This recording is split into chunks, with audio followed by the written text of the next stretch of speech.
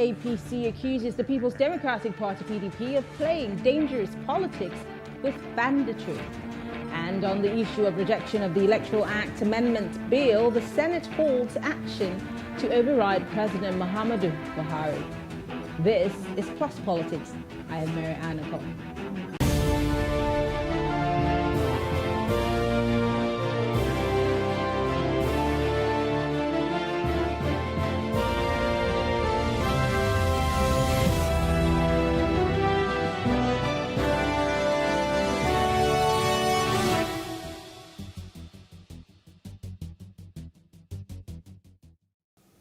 The All Progressive Congress APC has accused the People's Democratic Party (PDP) of playing dangerous politics with banditry. APC, in a statement by the National Secretary of its caretaker Extraordinary Convention Planning Committee, Senator John Akpanu-Doidege, noted that suggestions by the PDP that President Muhammadu Buhari's administration was insensitive to the activities of bandits in the part of the country should be seen as politically motivated, callous, and insensitive to victims and troops. The ruling party stated that the fact that the PDP was playing politics with the activities of bandits and insurgents, which had their formative stages during the PDP's reign, exposes the party as unpatriotic. Now, earlier in the week, we noticed that the PDP had accused the APC of being insensitive to the plight of Nigerians. So joining us to discuss this is a legal practitioner, of course, Tunji Abdulhamid. Thank you very much, Tunji, for joining us. Thank you for having me. Yes. Good evening.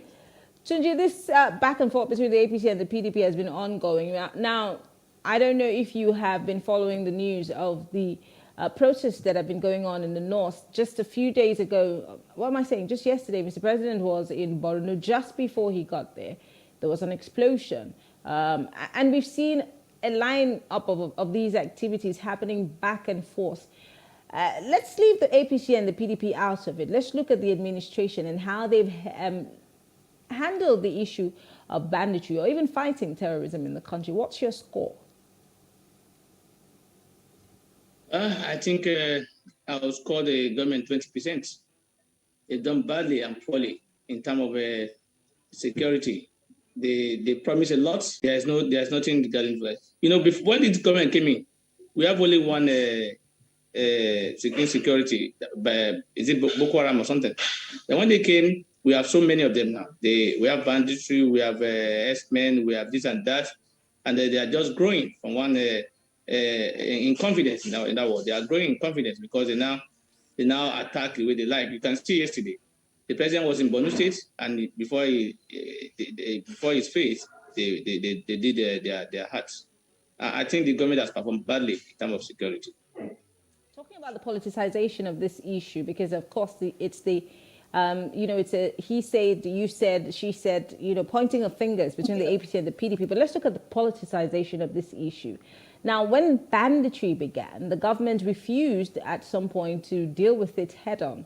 But then, of course, we saw reactions at different points. I remember when the governor of Ondo State said that they put a ban on open grazing, especially on government grazing areas for these so-called bandits at the time. And they were saying, and then the government reacted.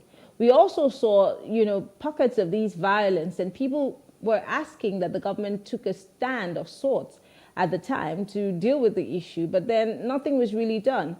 But then it was also an opportunity for the PDP to look good in the eyes of the average Nigerian. So if the APC is saying that the PDP is politicizing the issue, can the same be said about the APC?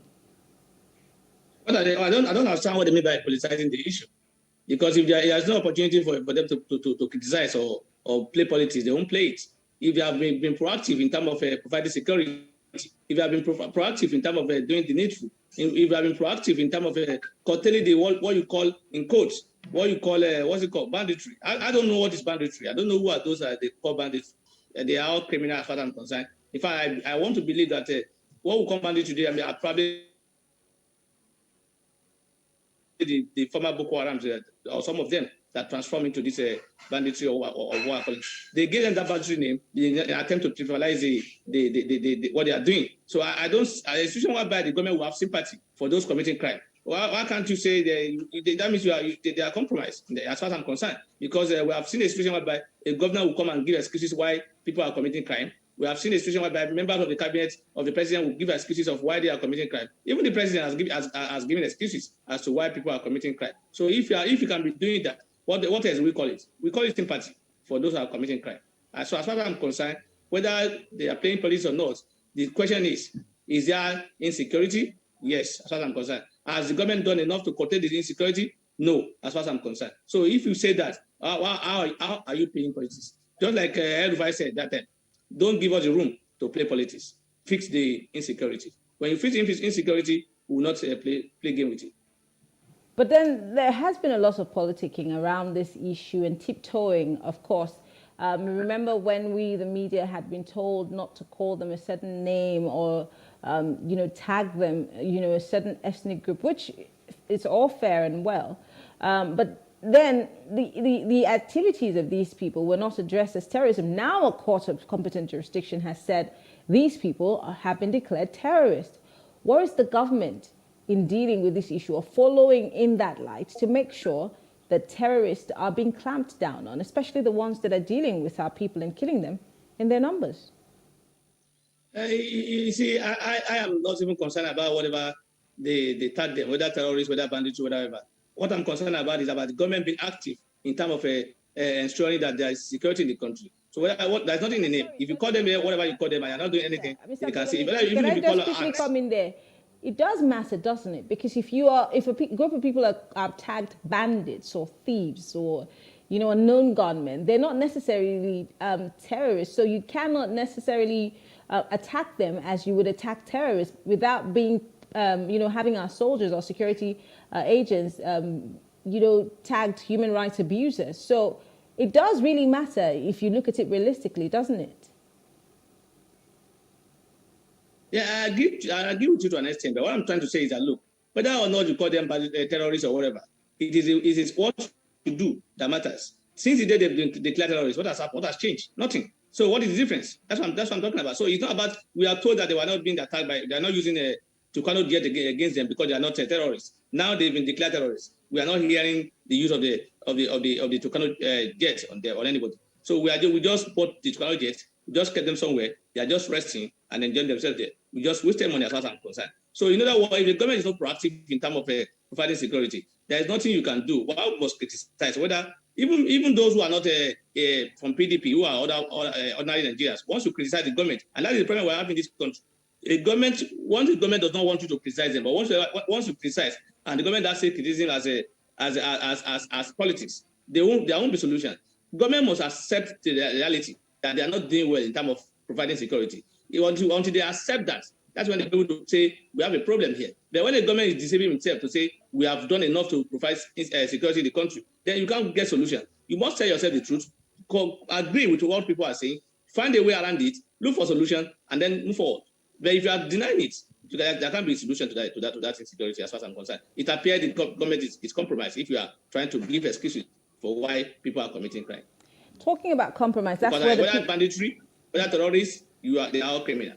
Well, talking about being complicit or, being part of it, this is where the PDP comes in. The PDP is saying that the silence on the part of government in terms of placing value on the lives of people the lives that have been lost over, time due to this issue of so-called banditry, government seems not to, place value on those lives. He's saying that the silence seems to be some form of, collaborative one, and that's why they're saying that government is complicit. Again, I want to know exactly from your, perspective, why you think there is a challenge with government dealing with this issue, because everybody is asking the same question. What do you think the challenge is? Nigeria does have great security forces. We have a great joint task force. We have a police that is questionable, but of course they try to keep the peace to some extent. But what about the people who are at the lines, where these banditries or whatever, these terrorist activities are taking place? You see, like I said, political will is one of the reasons. Ethnic sentiments, religious sentiment, and other sentiments are part of the reasons. Because the political will in the sense that, look, all this while people are killing people. And we have been told people have been arrested, and we have not seen anybody in court or being punished or facing criminality, criminal charge in court. You see, we are doing the same thing the same way, and we're expecting different results. There's no way we can have a different result. One, there's no political will. Two, we're not doing enough in terms of providing adequate facility for those, or even welfare for those who are fighting the war. In other words, the militaries that are fighting, those who are in the front are complaining about their welfare. If you don't take care of those who are fighting, there's no way they will give their full or all to the fight. We are not having enough. We don't have enough. What's it called? Personnel, and the little we have are being used in a way that will not help the society. For instance, now we have insecurity in the country where so many people are looking for people that will give them security. Then we have over 100 armed policemen and what's it called? Mobile policemen in Magodo Estate, sitting there for 4 days. They are sitting there, deceiving themselves, because by the time they say the banditry or whatever has been disseminated, they've killed them, they've attacked them, they've sent them away. I'm sure they have not done anything. Those who are committing the crime have changed their tactics, but the government is not changing its tactics. Talking about that, the governor of Kaduna State recently was in the news talking about the fact that there are no repentant terrorists, that the only way they can repent is when they go to their creator, obviously, after they're being killed. And a lot of, it resonated with most people, even though some people criticized it. But then there are people who also sympathize with these bandits, like the likes of Sheikh Gumi, who has been taking health care, who's been taking education to these bandits. And every time I talk about this, it makes me wonder how he's able to quickly get access to them, but our security agents are unable to reach these people and decimate them. He's making a case for them. The last time I spoke with him, he said that these people, they rose up as a result of poverty, lack of education. I was making that as long as we allow sentiment and religious sentiment as other sentiments to becloud our responsibility, we may not get to anywhere.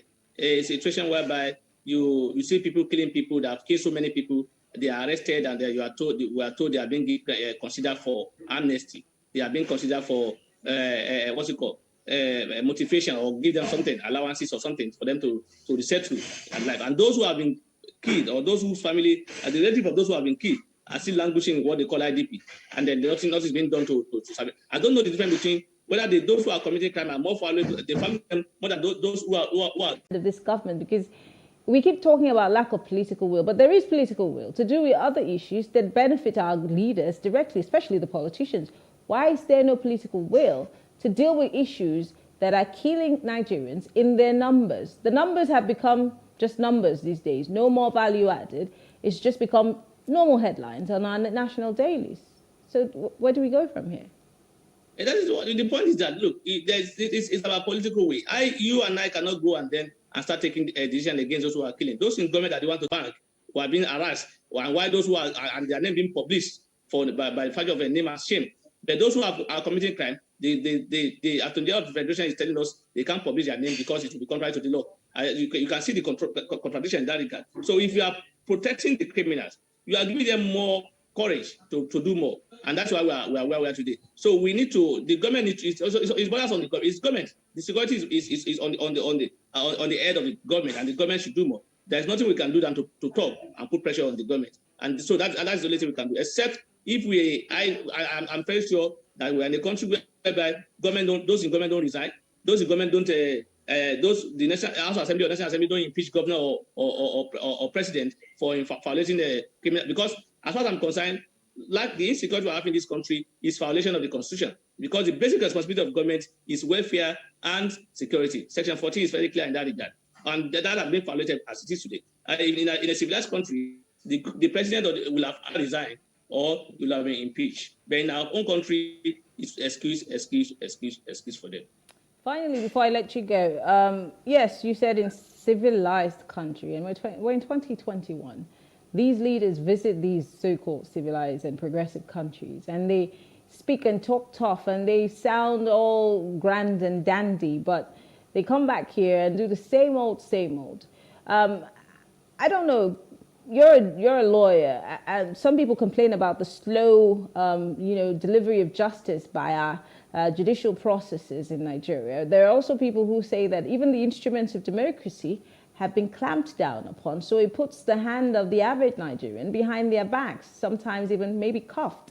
And so it looks like we're even unable to put pressure on our government. So how do we even start? Where do we even start to That deal is the with point. this? We can't put all the blame on the judiciary. It's the same judiciary that's been controlled by the executive.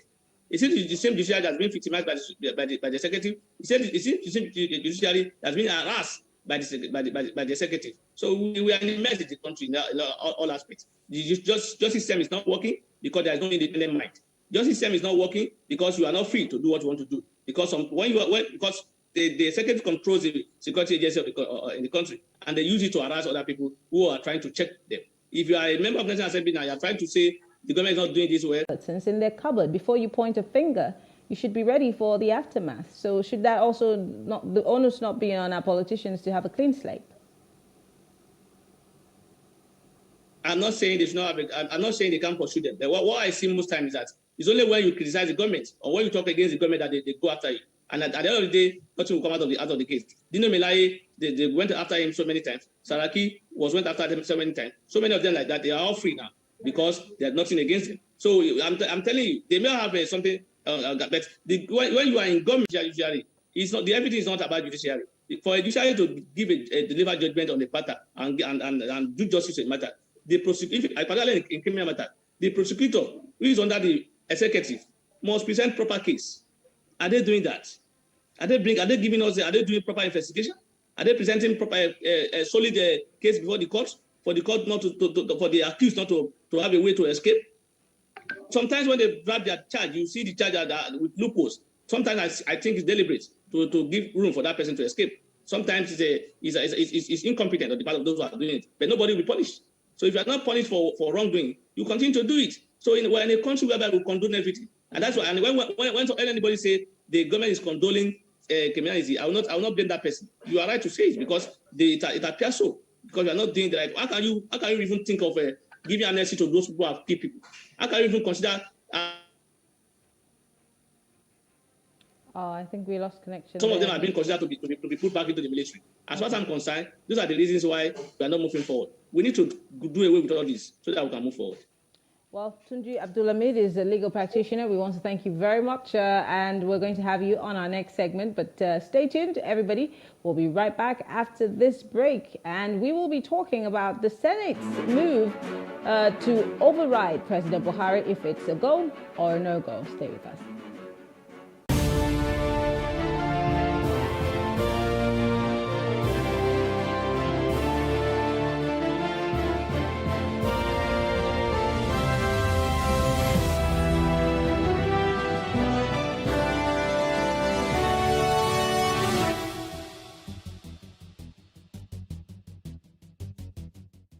And Obama, Fred is a lowering. In this case, there is nobody supports him. The international community monitored the election, and the international community represented by the EU and UK delegation is quite impressed about the processes and the outcome. The media, both local and international, Muhammad Buhari, who has not only congratulated the winner, but says he's looking forward.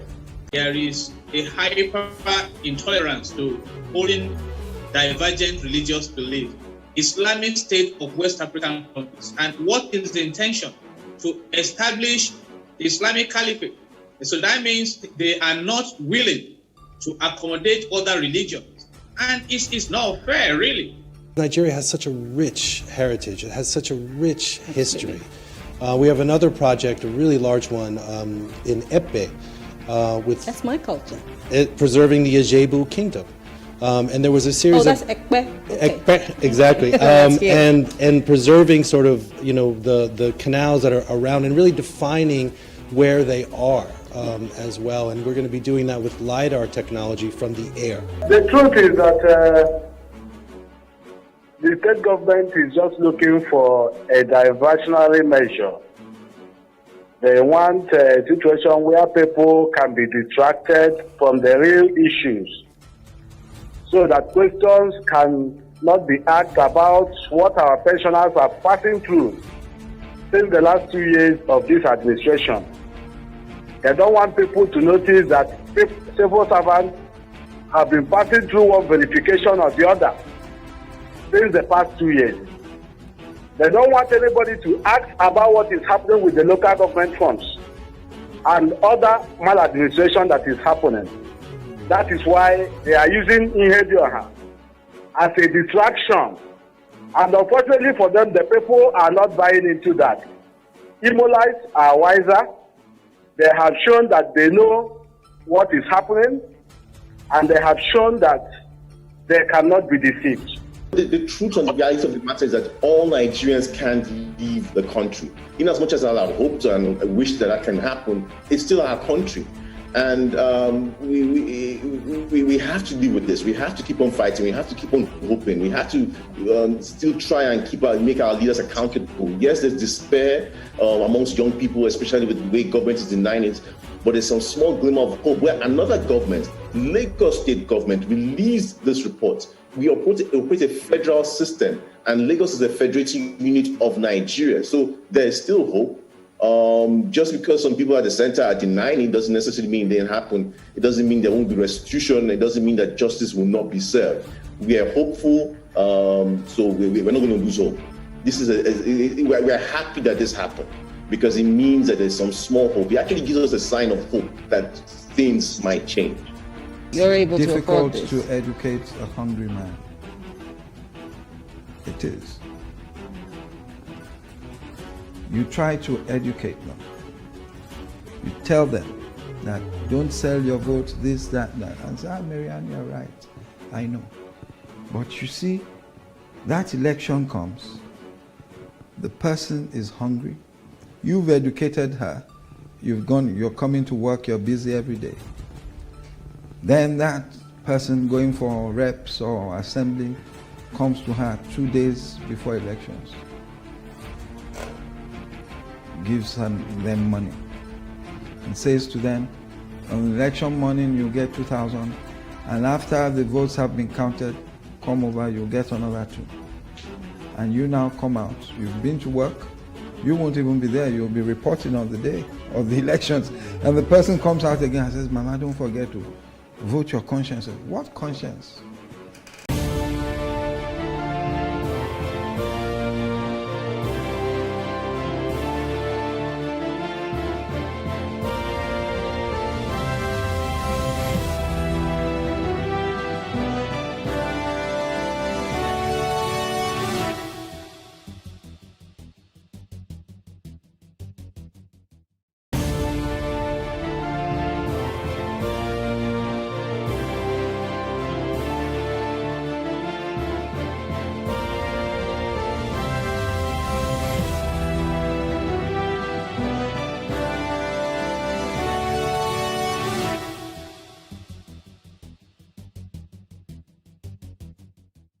But again, how many people are really interested or even have the knowledge about what's happening within the budget? We hear about the budget hearings, the presentations that are being made, but the average Nigerian is worried about the price of food in the markets, the price of gas that might be 10,000 naira next year, and all the other simple things. So which Nigerian, other than you and I and a couple of us who are interested in what's happening within the budget, would be questioning all of these things under these people who have a university degree, these are people who drive a car to work and have an office job or have a business they own.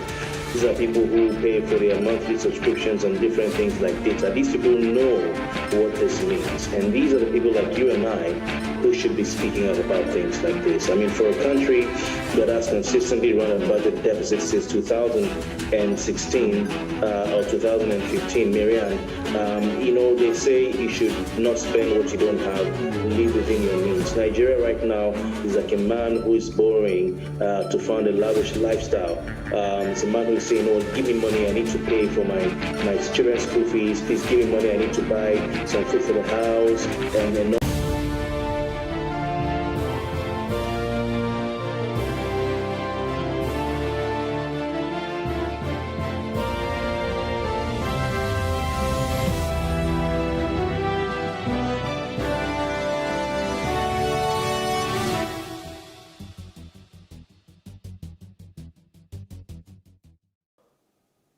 Despite the resolve by many senators to overrule President Muhammadu Buhari's veto on the Electoral Act Amendment Bill, the Senate has now backed down from this determination in place of the move, which had seen the collection of about 75 signatures for the proposition of the upper house, or the upper chamber, resolved to liaise with the House of Representatives on how best to handle the president's rejection of the Electoral Reform Bill. Now, according to President of the Senate, Ahmed Lawan, the provisions of the 1999 Constitution do not permit the upper chamber to exclusively take action on such matters in the absence of the House of Representatives, which had already embarked on vacation. Now, joining us again is Tunji Abdulhamid. He's a legal practitioner. Thank you very much, Tunji, for staying to speak with us on this issue. Thank you for having me. So, earlier in the week, we talked about this issue, and there were many expectations. People were expecting, most people were right bang on it, saying that they were sure that Mr. President would not assent to this particular bill. And of course, true to it, Mr. President returned the bill. Of course, he laid out all of his reasons for not assenting to the bill. And many had pushed, even the NBA had pushed that Mr. President, that the Senate President rather, should override Mr. President's assent and pass this bill into law. But again, as a legal practitioner, why do you think that these issues have not necessarily been dealt with? Because the Senate is now saying they're going to liaise with the House of Representatives on what to do instead of going against Mr. President, although they had gathered 75 signatures. Again, why do you think this is happening now? And do you think that Mr. President does have a point in terms of, you know, the issue of direct primaries and causing trouble within the political parties? Yeah, let me start from that angle. I think I agree with some of the majority of the reasons given by Mr. President regarding the direct primary. But I do not expect that should be a reason, enough reason to throw away or petition not to sign the bill as a whole, because you can't throw away the water with the baby with the bath water. What the president has done, as far as I'm concerned, is throwing away the baby with the bath water. What I expected the president to have done before now was to have also been informed or interested in that bill while it was going on in the House, and to let them know his interest, and whatever they are not doing, whatever he thinks it will work or will make him sign, he should have let them know.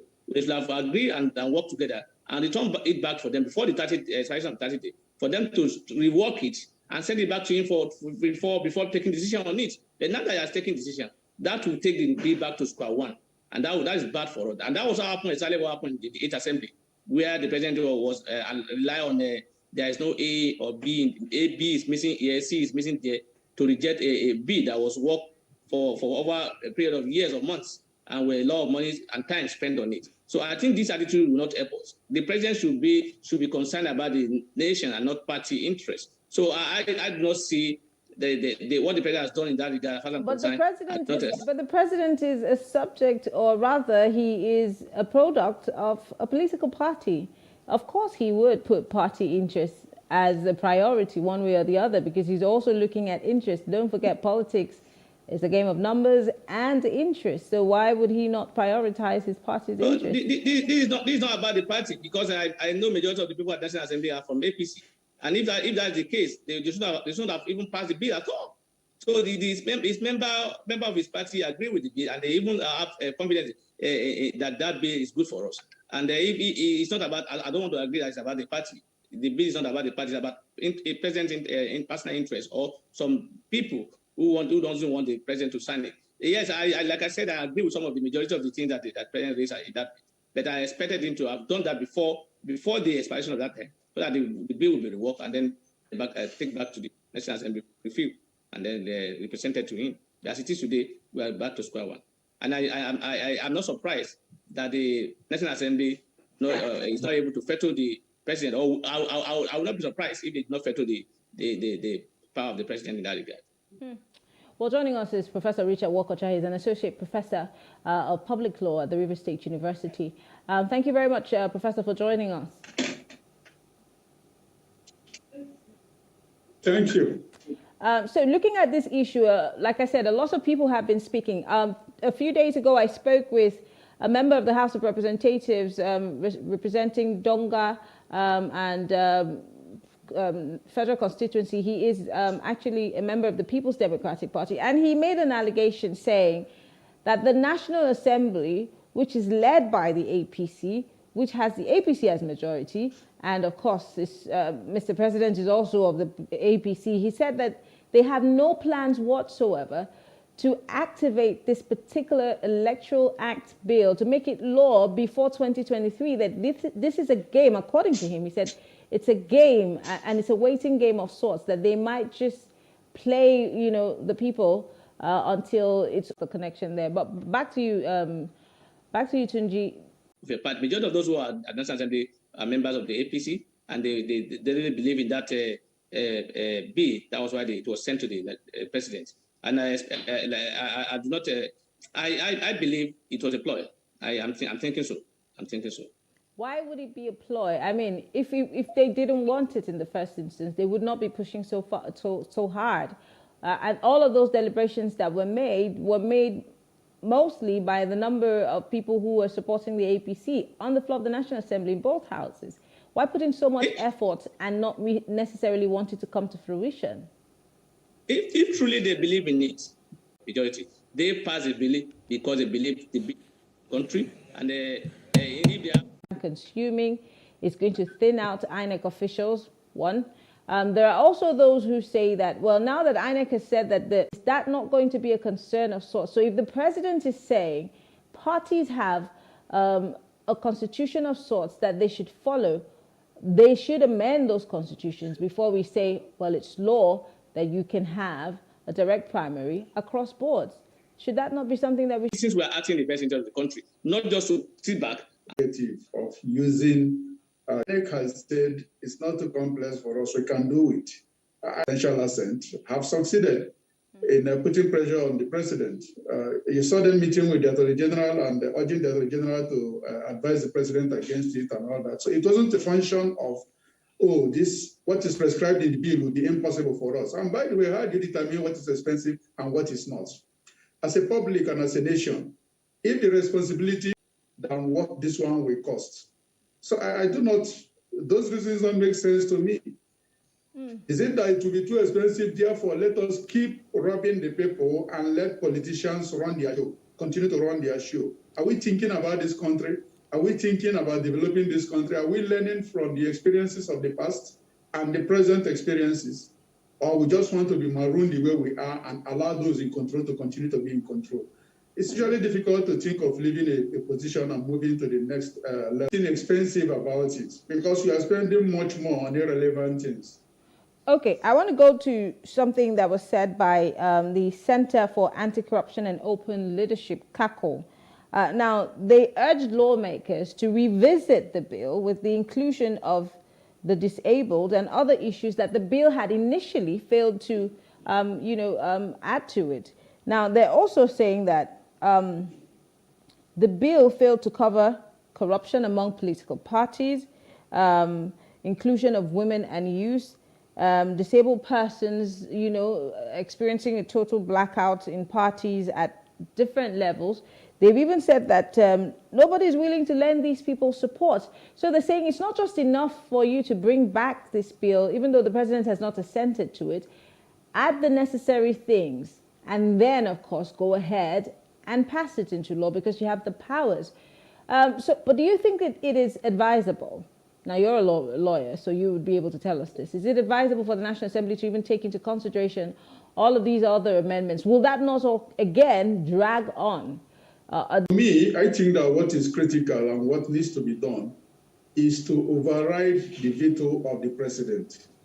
Whatever amendments you want, what do they call them, godfathers, you are left between the devil and the WC. So give the party the opportunity to choose the most popular candidates whom they will present to the people and give people opportunity to choose the best from those that are presented to them. It's not just the primaries alone. We have to be able to take this thing to the very end. If we are talking of getting electronic voting completely, these other arguments about the disabled and non-disabled will be of little moment because virtually everybody in Nigeria now has an Android phone. And those who don't have Android phone can get to the centers where they can do what they have to do here. These proposals can come up and they can make amendments where necessary. Back to you, Tunji. As much as we're saying that we want to